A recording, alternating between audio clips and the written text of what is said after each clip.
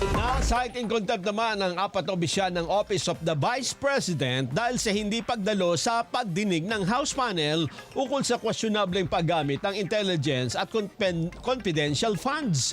Inaprubahan ni House Committee on Good Government and Public Accountability Chairman Joel Chua ang mosyon ni Antipolo Representative Romeo Acop na i-cite in contempt ang nasabing mga opisyal. Inuutos din na ikulong Ikulong sila dahil sa paulit-ulit na pagtanging dumalo sa investigasyon ng komite.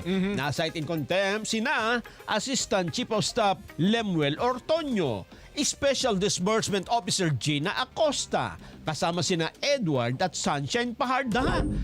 Hindi naman isinama ang abogadong si Attorney Soleika Lopez matapos niyang ipaalam sa mga mamabatas na siya ay nasa Los Angeles at inaalagaan ang kanyang tiyahin na may sakit. Ito yung ipinagkalat nyo na tumakas di ba? Oo, yung chief of staff yun Oo, sinabi niyong tumakas. Ngayon, hindi nyo, di ba?